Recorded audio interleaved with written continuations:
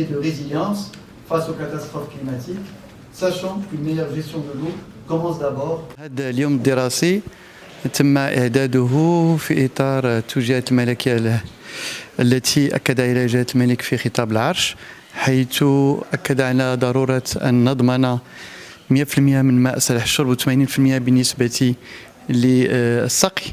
ولتحقيق ذلك فمن الضروري أن يكون لنا معطيات خاصة بخصوص إشكالية الفرشة المائية وضمان الحفاظ على الفرشة المائية.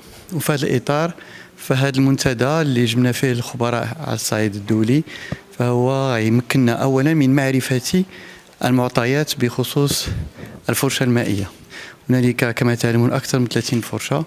هذه الفرشة المائية وقع واحد الاستغلال مفرط ديالها، وبالتالي خصنا نضمنوا الديمومة ديال هذه الفرشة المائية باش يمكن عندنا يكون عندنا واحد التخطيط عقلاني للماء. ثانيا انطلاقا من هذه المعطيات فهي غتمكننا من جهة أخرى كذلك أننا نقوم بتدبير مندمج للماء، أي أن يكون هنالك ما نسميه بعقود الفرشة مع مستعملي الماء، كانوا فلاحة أو بالنسبة للماء سع الشرب أو في مجال الصناعي أو في مجال السياحي، وكل ذلك فهو يمكننا من تحديد ما هي الحصة التي يمكن استعمالها بالنسبة لكل نشاط اقتصادي أو ما هو مرتبط بضمان ماء سع الشرب بالنسبة للمواطنات والمواطنين.